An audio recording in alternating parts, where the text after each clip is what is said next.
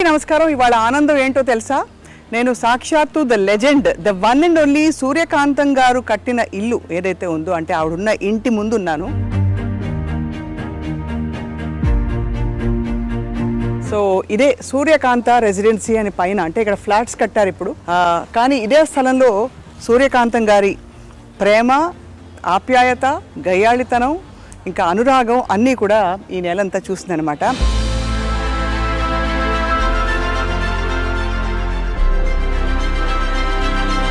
నిజానికి అటువంటి నటి నభూతో న భవిష్యత్. ఎందుకంటే 300 సినిమాలలో వేసిన పాత్రలన్నీ దాదాపు రెప్యుటేటివ్గా ఉన్నా కూడా ఎక్కడా బోర్ కొట్టించకుండా మెప్పించి, అలరించి, మైమరపించిన మహానటి నిజానికి సూర్యకాంతం గారే. సో వారి కుమారులతో మాట్లాడకపోతున్నాం మనం ఇవాళ. అనంత పద్మనాభమూర్తి గారు హోమియోపతి వైద్యులు. కానీ ఇంకొక విశేషం ఏంటంటే, సూర్యకాంతం గారికి గౌరవ డాక్టరేట్ ఇచ్చారు ఒక పాయింట్ తర్వాత. ఆ రోజుల్లో సినిమాకి వచ్చే ముందే, ఆ టైంలోనే మెట్రికులేషన్ వరకు చదువుకున్న తర్వాత she became doctor Suryakantham because of an honorary doctorate conferred upon her అనమాట. సో మరి సూర్యకాంతం గారి జీవిత విశేషాలు తెలుసుకుందావా? అయ్యో అయ్యో అయ్యో అనే ఆవిడ మరి జీవితంలో ఎంత హుందాగా, ఎంత ప్రేమగా ఉండేవారో తెలుసుకుందాం రండి.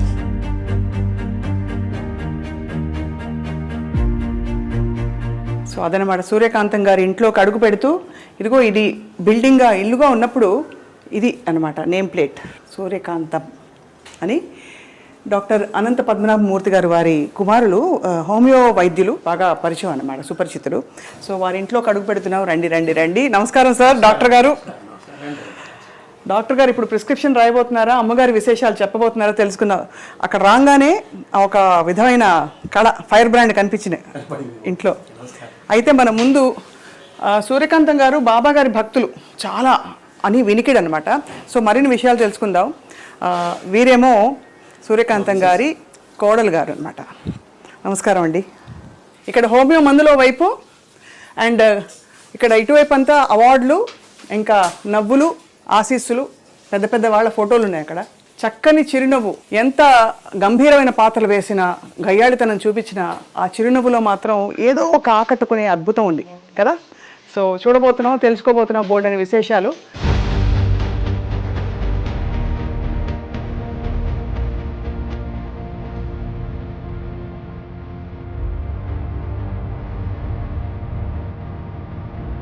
అందరికీ మరోసారి సాదర నమస్కారాలు. అక్కడి నుంచి సంబరాలు మొదలైపోయాయి వీధి నుండి. మనం the one and only doctor Suryakantam గారి ఇంట్లోకి ప్రవేశించాం.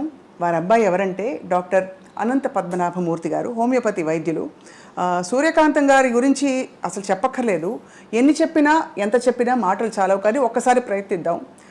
గయ్యాళితనం ఎంత గయ్యాళిగా ఉంటుందో నిరూపించడం ఆవిడకే సాధ్యమైంది. కోడల్ని రాచి రంపాన పెట్టాలన్నా, కొడుకుని చెప్పు చేతుల్లో ఉంచుకోవాలన్నా, అల్లుండి ఇంకా కూతుర్ని అందరినీ కూడా ఒక్కసారిగా ఒక్క గొంతుతో గర్జించి అదుపులో పెట్టుకోవాలన్నా వారికి మాత్రమే చెల్లిది. అలాగే 300 పాత్రల్లో నటించి, ఆ 300 పాత్రలు దాదాపు దగ్గరగా ఉన్నా కూడా ఎక్కడ బోర్ కొట్టించకుండా నటించడం వారికే సాధ్యమైంది. And last but not the least, వారి పేరు ఆ తర్వాత ఎవరికి పెట్టకపోవడం కూడా వారికే సాధ్యమైంది. సో ఆంధ్రుల అభిమాన నటి సూర్యకాంతం గారి జీవిత విశేషాలు తెలుసుకుందామా వారి కుమార్ నుండి. నమస్కారం అండి. సార్, మీరు వృత్తిపరంగా హోమియోపతి వైద్యులు. సో ఏమనాలో అర్థం కావట్లేదు. మీరేమో పూర్తిగా మెడిసిన్, ఇక్కడేమో సినిమా ఇండస్ట్రీ. కానీ మీ మొహంలో మాత్రం సినిమా కళ కనిపిస్తుంది. అంటే మీకు ఎక్కడో అభిరుచులు అవన్నీ ఉన్నాయని అర్థంతో పాటు తిరిగేవాడిని బాగాను సినిమా షూటింగ్లకి, వాటికి. అందువల్ల అందరితో పరిచయాలు ఉన్నాయి. అందుకనే మొన్న మెడ్రాస్లో అంత ధైర్యంగా నేను చేయగలిగాను. పెద్ద పెద్ద వాళ్ళని పిలిచి, అమ్మ పేరు మీద వచ్చారంటే మీరు ఆలోచించండి. ఆవిడకు ఉండే పేరు, ఆవిడ వల్ల తిరిగిన. ఇప్పుడు రాజశ్రీ గారు వచ్చారు సినిమా ఫీల్డ్లో, తర్వాత జయచిత్ర గారు వచ్చారు, తర్వాత వచ్చి విశ్వనాథరెడ్డి గారు వచ్చారు, నాగిరెడ్డి గారు అబ్బాయి ఆయన వచ్చాడు, ఆదిశేషయ్య గారు వచ్చారు. అట్లా చాలామందిని పిలిస్తే వెంటనే ఒప్పుకుని వచ్చారు. దానికి నిజంగా అమ్మాయి 90% అమ్మాయి. కానీ నిజంగా తెర మీద గయ్యాళి, కానీ ఆ గయ్యాళిని మనం ఏమీ అనలేము. అంత ప్రేమించబడే తత్వం వాళ్ళు అలా ఉట్టిపడేది. ఒకటమ్మా, మా అమ్మ గురించి సినిమా స్టార్టింగ్లో ప్రేక్షకులుగా మీరందరూ తిట్టేవారు, కానీ సినిమా ఎండింగ్లో మీరందరూ మెచ్చుకునేవారు. ఆ సినిమాకి అక్కడే మైనస్ ప్లస్ జరిగిపోతుంది. పైగా మీరు గయ్యాళి అని చాలాసార్లు అన్నారు, అది నాకు నచ్చదు. మా అమ్మ గయ్యాళి కాదు. అవునా? మీ లెక్కలో గయ్యాళి. అవునా? మా లెక్కలో అనురాగ దేవత. మమ్మల్ని చక్కగా చూసుకుంది. నా భార్యను సొంత కూతురులా చూసుకునేది. ఇంట్లో తనే వండేది. మాకు వంట మనిషి ఉంది, ఏదైనా వంట మనిషి చేయాలి. పైపే మెరుగులే, తను చేసినా పైపే మెరుగులే. లాస్ట్లో గరిటి పట్టడమే తప్పేటి చేయలేదు. మా అమ్మ కూర్చొని చేసేది. ఆవిడకి హాబీ అది. చేపల పెంపకము, కుక్కల పెంపకము, వంట ఖాళీ ఉందంటే వంట చేసేది. పైగా వంట చేసి ఇతరులకు పెట్టాలనే ఉంది. ఆ ఇది ఉంది చూసారా, నాకు తెలిసి ఎవరికి లేదు. ఇప్పుడు ఎవరికైనా మనం బయట నుంచి కొనుక్కోవడమో లేదంటే ఎవరి చేత చేయించడమో అలా పెడతాం మనం. కానీ ఆవిడ తను చేసి పెట్టాలనే కోరికతో తను కూర్చొని చేసేది. ఏమేమి వంటకాలు చేసేవారు సార్? ఆవిడ ట్రెడిషనల్ వంటకాలే. పులిహార మెయిన్. జయలలిత గారికి కూడా చాలా ఇష్టం. చాలా వాళ్ళకి ఆదూర్ సుబ్బారావు గారు అండి, ఎవరైనా సరే. అలాగే దద్దోజనం, అది కామను. తర్వాత ఉల్లిపాయ పులుసులు బాగా చేస్తుంది ఆవిడ. చిన్న ఉల్లిపాయలు వేస్తారు దాంతో, అది 4-5 రోజులు నిల్వ ఉంటుంది. అలాగే మనకి ఆనపకాయ అంటాను చూస్తారు, ఆనపకాయని పొడిచి పొడిచి పొడిచి పొడిచి ముక్కలు చేస్తుంది ఆవిడ. ఆ ముక్కలు చూడడానికి మీకు చేప ముక్కలా ఉంటాయి, పెద్ద పెద్ద ముక్కలు. పెద్ద ముక్కలు చేసి చేప ముక్కల్లా ఉంటాయి. అది ఆవిడే ఈ చేప ముక్క తినండి అంటుంది. అది ఫేమస్. ఇలాగ చాలా రకరకాలు ఈ చక్రబాణాలు అంటాను సార్, ఇవన్నీ ఆ పాతకాలంలో ఉండే పేర్లు ఇవన్నీ. అవే ఆవిడ చేసేది, అవే పెట్టేది అందరికీ. ఆవిడికి ఆ చివరి దశ వచ్చేటప్పటికి బయట నుంచి కూల్ డ్రింక్స్ కొంటామని చేసింది. కానీ మజ్జిగానే ఇంట్లో తయారు చేయాల్సింది గంగాళంతో. చిన్నగా ఇంత గిన్నె ఉంటుంది, గిన్నెలో తయారు చేసి పెట్టే ఎవరు వచ్చినా మజ్జిగ ఇవ్వడం. పూర్తిగా అమ్మ మనసే అయితే. అంతే, అమ్మ మనసే. ఎవ్వరితో పెద్దగా అనవసరంగా కోపం తెచ్చుకోవడం లేదు. అందరినీ నాయన అని పిలుస్తుంది. పైగా ప్రతి వాళ్ళు ఆవిడ చిన్నతనం, నా చిన్నతనాన్ని నేను చూసాను, ఆవిడని అమ్మ, అందరూ అమ్మ అనే పిలుస్తారు. ఇంకోటి అక్క, లేకపోతే ఆ గుండమ్మ కథ వచ్చినప్పటి నుంచి గుండక్క గుండక్క గుండక్క ఫేమస్ అయిపోయింది. అందరూ అమ్మ అని పిలుస్తారు ఆవిడ. ఒక్క భానుమతి గారు మటుకు సూర్యం అని పిలుస్తారు. సూర్యం అని పిలుస్తారు చిన్నప్పటి నుంచి. అలాగే కొంతమంది పాతకాలపు వాళ్ళు ఉన్నారు, షావుకార్ జానకి గారు అవనండి, నాగేశ్వరరావు గారు అవనండి, వీళ్ళందరూ. ఎందుకంటే ఆవిడ మొగరాయిళ్ళ ఉండేది అని తత్వం వాళ్ళలో ఉందన్నమాట. షావుకార్ జానకి అంజలిదేవి గారు అమ్మ అనే పిలుస్తారు, శారద గారు అమ్మనే పిలుస్తారు. విజయనిర్మల గారు అంటే చెప్పనక్కర్లేదు, ఆవిడ ఏది ఉన్నా సరే అమ్మతో మాట్లాడతారు. చాలా ఆవిడ పర్సనల్ విషయాలు కూడా అమ్మతోనే మాట్లాడతారు. అంటే అమ్మ ఆవిడ దగ్గరది. అలాగే జయలలిత గారు, ఆవిడకి అమ్మే. కారణం ఏంటంటే సంజయ్ గారు అమ్మకి క్లోజ్ ఫ్రెండ్. అందువల్ల సంజయ్ గారు పోయినప్పుడు అమ్మ ఆవిడ దగ్గర తీసుకుని చూసుకున్నారు. దాంతో ఆ యొక్క అభిమానం ఆవిడకి చివరి వరకు ఉంది. మీరు హోమియోపతి డాక్టర్ అవ్వాలన్న కోరిక వారిదేనా? ఆవిడ కోరిక. నేను ఎంకామ్ చదివాను మేడం. ఎంకామ్ చదివితే బ్యాంక్లో ఉద్యోగం వచ్చింది 1974. ఈ హోమియోపతి 72-73లో డిప్లొమా కోర్స్ ఒకటి ఉంది, అది అమ్మే చదవమని చెప్పారు. ఇప్పుడు డాక్టర్ గాలి బాలసుందరరావు గారిని ఉండేవారు, చంద్రమోహన్ వాళ్ళ మామగారు.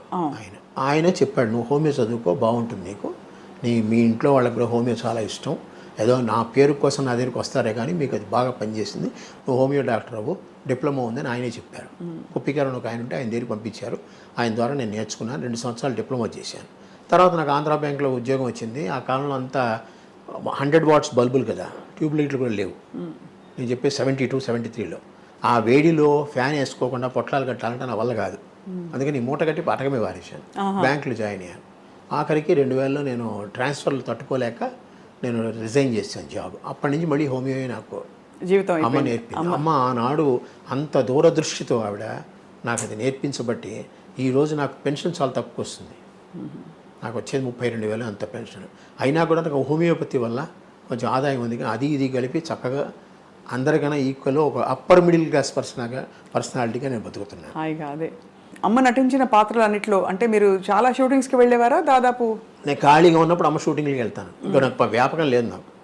నాకు సాధ్యమంత వరకు మీరు ఏమనుకోనంటే ఆ పదం మంచిదో కాదో అని అమ్మ కూర్చుని. అవునా? అదే ఆవిడేం చెప్తే అదే, అలాగే అన్నీ. ఇప్పటికీ ఆవిడ పద్ధతులు పాటిస్తూనే ఉంటాను. పొద్దున్న 4 గంటలకు లేవడం, ఇద్దరం లేస్తాం. తను తొందరగా స్నానం చేస్తుంది, కొంచెం లేట్గా చేస్తాను అంతే. తను 5కి చేసేస్తుంది, నేను 6:30, 7 గంటలకు చేస్తాను. అది ఆఫ్ లేట్. నా ఖాళీ అయిన పేపర్లు చదువుకుని లేస్తాను అనమాట. అట్లాగా ఆవిడ పద్ధతులు అన్నీ. భోజనం కూడా పొద్దున్న టిఫిన్ 8:30కి. అప్పుడు మేము సద్యాన్నం తినడమో, వేడన్నం పెట్టుకుని తినడమో, అన్నమే పొద్దున. టిఫిన్ లేవు ఆ కాలంలో, మాకు టిఫిన్ లేవు. మా ఇళ్లలో టిఫిన్లు ఉండవు. ఈ బజ్జీలు, పూరీలు ఇలాంటివి, ఇడ్లీలు ఏమి ఉండవు. కావాలంటే బయట తినడం ఏమైనా. ఆవిడ అమ్మ పక్కకి బయట ఇష్టం లేదు, బయట తిండి ఏది పడదు. అందుకని అన్నీ ఆవిడే చేసుకుంటుంది, ఆవిడే తింటుంది, ఆవిడే పెడుతుంది. దాదాపు ఒక హీరోయిన్కి రావాల్సినంత స్థాయి గుర్తింపు అమ్మకి రావడం, అలాగే అమ్మగారి పేరు మీదే కొన్ని సినిమాలు అంటే గుండమ్మ కథ లాంటి సినిమాలు టైటిల్ రోల్ ఆవిడే. సో ఇవన్నీ మీకు అప్పట్లో తెలిసిందా వారి ఘనత ఏమిటి, ఎంత గొప్పవారిని? గొప్పవారని తెలుసు, ఎందుకంటే అందరూ గౌరవిస్తారు. అప్పుడు నాకు గుండమ్మ కథ టైంలో చాలా చిన్నపిల్లవాడిని నేను, అందుకని అమ్మని అందరు గౌరవిస్తున్నారు, అందరి దగ్గర తీసుకున్న వాళ్ళంతా కుటుంబం. అప్పుడంతా టీం వర్క్ అంటారు చూసారా, ఆ టీం వర్క్ ఇప్పుడు ఉందో లేదో నాకు తెలియదు, కానీ అప్పుడు విపరీతంగా ఉంది. అందరూ వాళ్ళెల్లో ఏమైనా ఫంక్షన్లు దొరికితే అందరూ అక్కడ కలవాలి. అందుకనే ఆనాడు మనకి దివిసీమ ట్రబుల్ వచ్చినప్పుడు అంతమంది యాక్టర్లు కలిసి వెళ్ళారు. అవును అవును. మరి అంత టీం ఇప్పుడు దొరుకుతుందా? అందరూ ఎవరికి వారు ఎవరి క్యారవాన్లో వాళ్ళకు ఉన్నాయి. వీళ్ళందరూ చెట్ల కింద కూర్చొని చెట్ల కింద తిని చెట్ల కింద ఉండేవాళ్ళు. మేకప్ రూమ్ ఒకటి ఉంటుంది, వీళ్ళందరూ చెట్ల కిందే కూర్చొని చెట్ల కిందే ఉండేవాళ్ళు. ఎవరి కుర్చీ వాళ్ళది, కానీ భోజనాలు మటుకు అందరివి. చాలా కష్ట జీవితం ఆ రోజుల్లో. అంటే సినిమా ఇండస్ట్రీ అంటే అనుకుంటాం కానీ చాలా నిజంగా, ఎందుకంటే షెడ్ నుంచి బయటకు వచ్చారనుకోండి, ఉఫ్ అనుకుంటూ వస్తారు, చెమటకి తట్టుకోలేక బయటకు వచ్చి చెట్ల కింద కూర్చునేవారు. ఇప్పుడంతా ఏసీలు పెద్దగా లేవు కదా. అవునవును. ఒక చోట ఏసీ ఉందంటే అందరూ 30 మంది కూర్చుని పోయేవారు లోపల. అలాగా. సో మీరు ఒక్కరే కదా సార్ సంతానం అమ్మకి? అమ్మ ఉండేది. ఒక్కరే పెరగడం మీకు ఎప్పుడైనా అంటే ఎంతో మంది అమ్మ దగ్గర తీసుకుని చదువు చెప్పించారు కదా, అందరితో పరిచయాలు మాకున్నాయి. అందరితో ఎవరు కానీ చాలా అందరికీ కేసరి స్కూల్ మైలాపూర్ ఉంది చూసారా, అందులోనే మాకు సంబంధించిన వాళ్ళు అందరూ. మీరు అమ్మ చిన్ననాటి సినిమా షూటింగ్ జ్ఞాపకాలు ఏమైనా గుర్తుంటే పంచుకోగలరు? ఎందుకంటే మీరు అంటే మా అందరికీ లెజెండ్స్ అని కనిపించి అసలు ఊహించుకోలేము. అటువంటి వారి మధ్య మీరు పెరిగారు. సో ఆ జ్ఞాపకాలు ఏమైనా గుర్తున్నాయా? ఏదైనా పర్టికులర్ సినిమా షూటింగ్? సావిత్రి గారి టైంలో నాకు అంత ఊహ లేదు, వెళ్ళేవాడిని చూసేవాడిని, బట్ అంత గుర్తుపెట్టలేదు. బట్ అత్తగారు కొత్త కోళ్ళు, అందులో విజయనిర్మల గారు ఫ్రీక్వెంట్గా అనేవారు, సావిత్రి గారు అనేవారు ఇంతకుముందు, నువ్వు గట్టిగా కొట్టాలి, నా చర్మం ఎర్రబడాలి, అప్పుడే నాకు బ్రహ్మాండమైన యాక్టింగ్ వస్తుంది, లేకపోతే నీకే పేరు వస్తుంది, నాకు రాదు. అలాగే. అంటే అమ్మ దగ్గర దెబ్బలు తినని వ్యక్తి ఒకళ్ళు నాకు తెలిసి జమున గారు. అంటే ఆవిడ ఒక్కతే ఎప్పుడూ కూతురుగానే వేస్తుంది. అవును. అమ్మా అన్నయ్య నేను బజార్ వెళ్తున్నా, అక్కయ్యకి చీరలు కొనుక్కొస్తా. అక్కయ్యకి చీరలా? కూతురు కొంచెం ఆవిడ కూడా కొంచెం గారాల పట్టి. అలాగే ఈవిడ గారాల పట్టిగానే చూసుకునేది ఆవిడ. అందుకని ఆవిడ ఒక్కటి తప్పేసి మిగతా వాళ్ళందరికీ వాణిశ్రీ అంటే గోరింత దీపం తీశారు, అక్కడ కూడా ఎంత బాధ పెట్టేది. దాదాపు గొప్ప నటీమణులందరూ సూర్యకాంతం గారి చేతిలో నిజంగా దెబ్బలు తిన్న మరి, దెబ్బ కొట్టే అది ఎడం చేత్తో ఎంత విసురుగా వస్తుంది. అప్పుడు తగ్గలకన్నానే కొడుతుంది ఆవిడ, కానీ ఆ విసురు తట్టుకోలేరు ఎవరు. మన కుడి చేతికి కూడా అంత బలం లేదు, ఆవిడ ఎడం చేతికి అంత బలం ఉంది. Left hander basically left hander ఆవిడ. అన్ని ఒక సంతకం మటుకు తెలుగులో పెడుతుంది, లెఫ్ట్ హ్యాండ్ రాయగలదు ఆవిడ, సంతకంలో తెలుగు నేర్చుకుంది. అలాగే భానుమతి గారి ఇంటికి మీరు వస్తూ పోతూ ఉండేవారు? చిన్నప్పుడు వస్తే పోతే ఉండే, ఆవిడ ఇక్కడికి వస్తూ ఉండేది.